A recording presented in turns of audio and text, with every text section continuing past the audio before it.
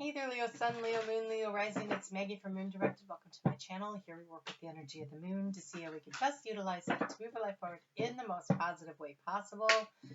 I want to take a moment to thank you so much for the kind words, for the healing vibes, for just all the positive energy that was set my way while I was I'm still dealing with this virus. So I want to, in advance, ask you to please excuse any coughing. I can't do much about that. Sleeping a lot, drinking a lot of water. I'm finally on the upswing, and so I'm excited to be here. We are going to cover today the sun sign season of Taurus, April 19th through May 19th. Sun actually moves into Taurus at 10:45 a.m.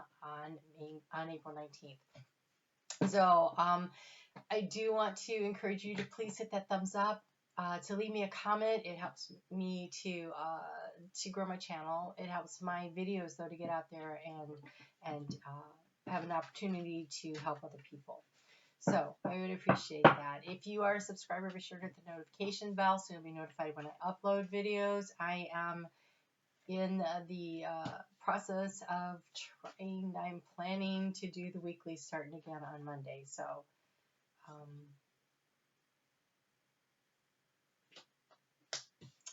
that's the game plan. Okay, so I'm going to quickly go, well, I'm going to try to be quick about it, but there's so much happening with the planets this month. I'm going to go through that, and then I'm going to get into your channel message, and then we will get into the 9-card spread that I'm pulling cards for right now. So that's how we're going to start this. So let's start with what's going on with Venus, because that's such a big freaking deal right now. So Venus is in Gemini, totally unhappy there. She doesn't like it at all. And then she's going to retrograde into Gemini, making things even worse. So she's starting to slow down. On May 12th, she will go retrograde. And so there's just a lot of things that go on when Venus is in retrograde. One, do not, as though anybody would right now anyway, make any risky financial investments. Okay, so that is something to definitely be on the lookout for.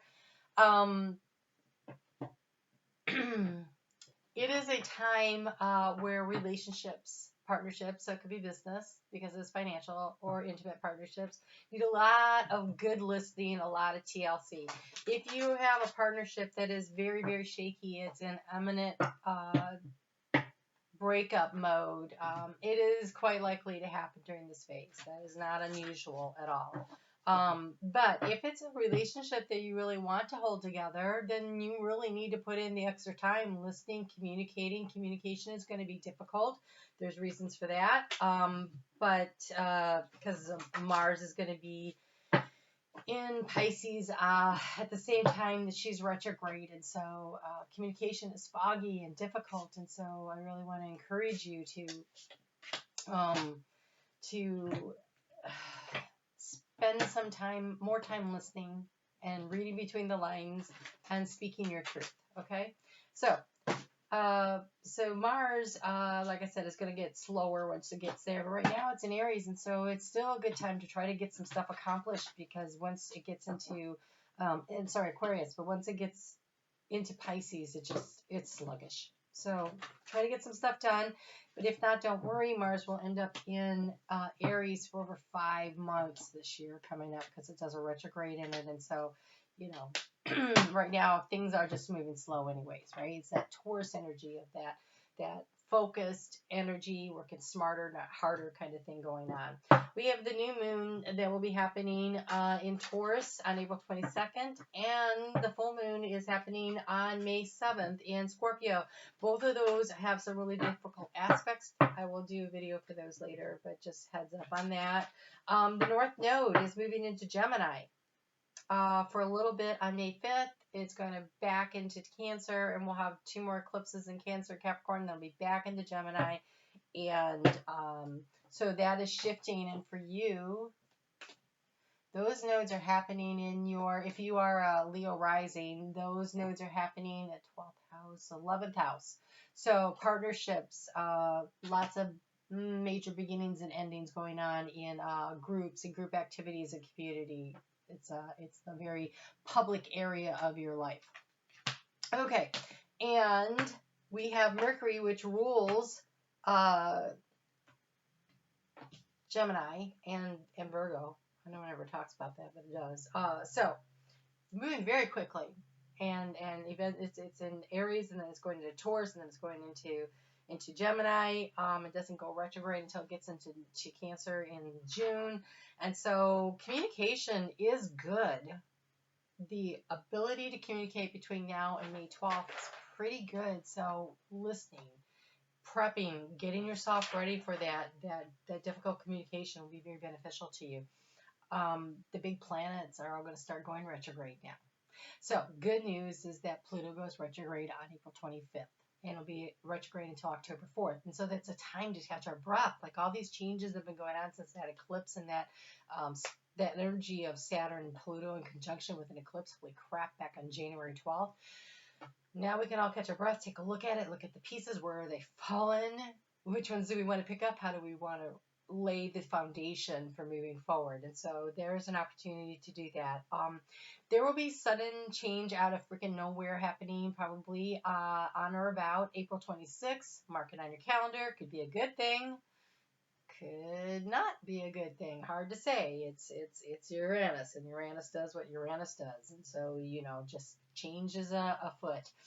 April 30th, however, could be a really good day to be super creative, to have that energy, new ideas, and so you might want to circle that one and give it a star.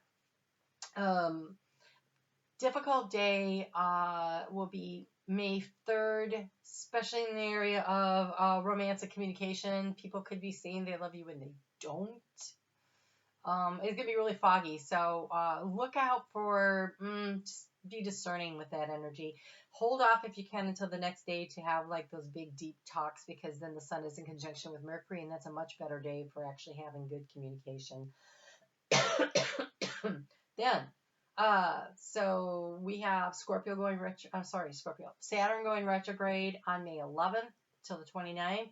This is a chance to reorganize and to regroup after all these changes, right? And then of course we have the Venus retrograde on May 12th, and then on May 14th. So it's like boom, boom, boom. There we have Jupiter backing up, starting to go retrograde also. It's an opportunity to kind of review and revise your plans for success, because everything's just been really shaken up, like we're all living in a big kaleidoscope or something, right? And so looking for where the pieces have fallen, and which ones do you want to keep, and what can you let go of, and what can you release, and so that's good news. And if they open up the world and we get out and start doing stuff, a really good day to enjoy would be May 17th. Very positive aspect of the sun trining Jupiter on that day. So let's go ahead and get into the cards for the, your channeled message. Oops, sorry, your channeled message. Okay, so what I saw, not surprising, this happens a lot when I get into your energy, was a lion. Only this was actually a lioness, and she was lying just inside the tree line, looking out over the savannah, where just looking out over the savannah. There was nothing really going on out there, and her tail was flicking off the flies like they were annoying her.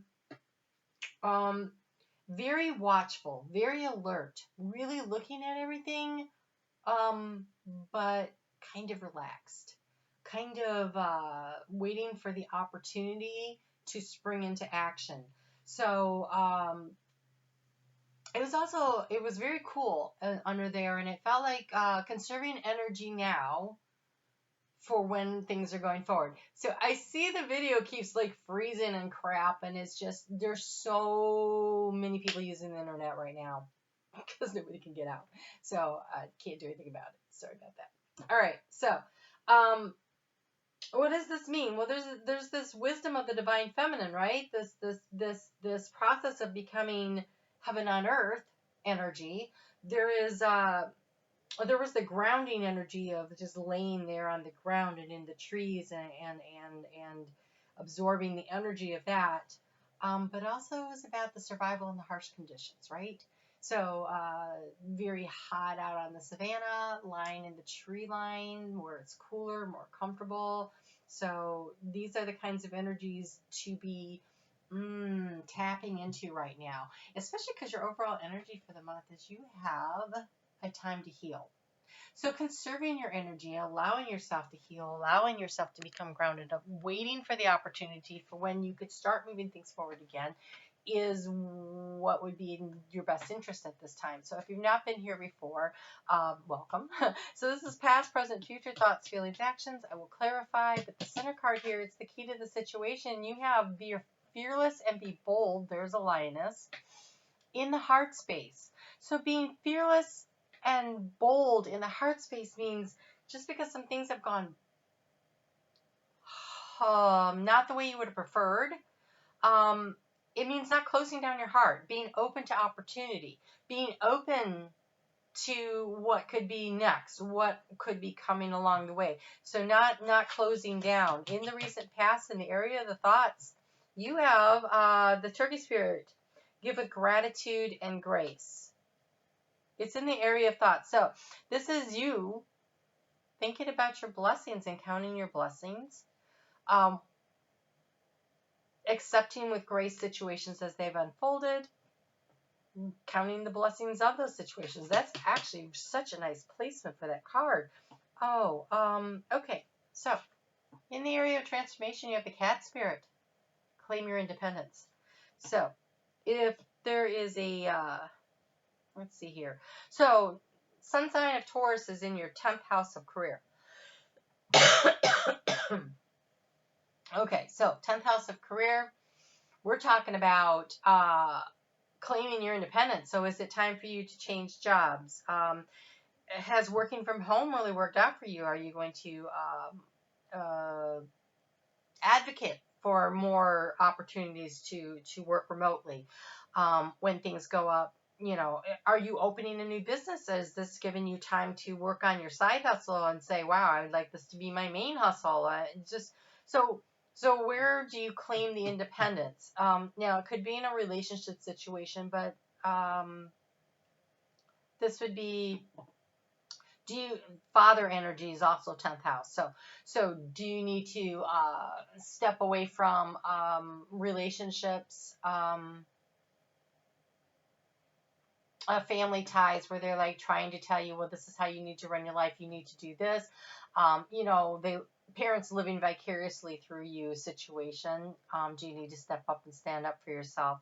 We also have Saturn going in and out of Capricorn into Aquarius. So that's out of your 6th house into your 7th house.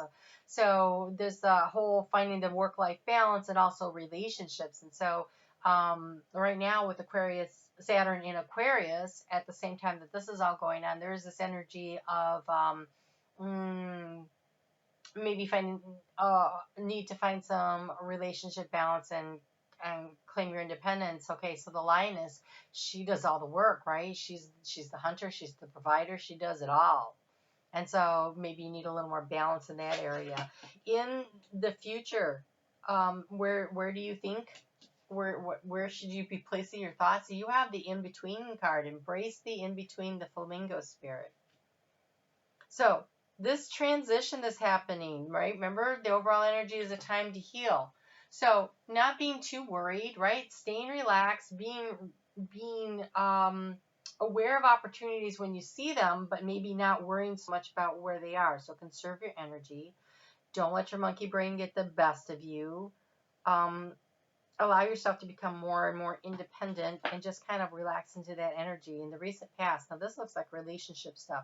We have in the area of anxiety, you are never alone. This is that, this is a kind of like, here it's a placement of almost codependent energy of, I don't want to be alone. I need to have a partner. Could be business, definitely 10th house.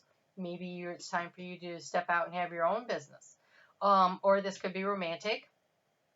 And it's a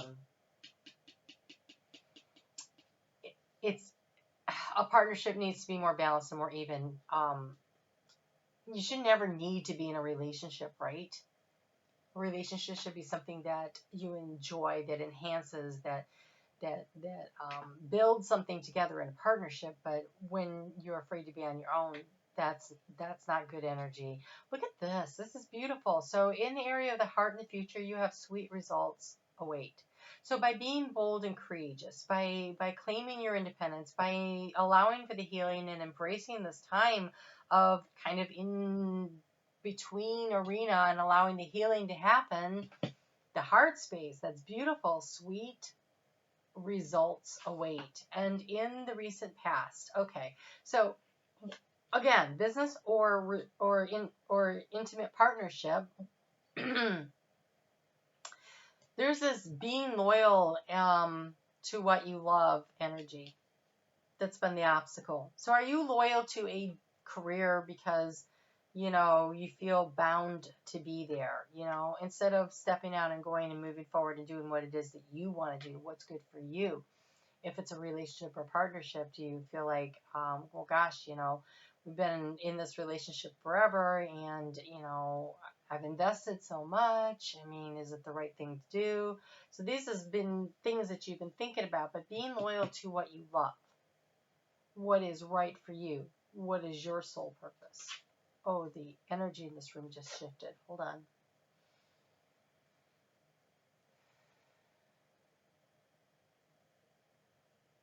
Okay, ask your angels. Wow, they are so, the frequency is so high. Okay, the angels are standing by, ready to help you.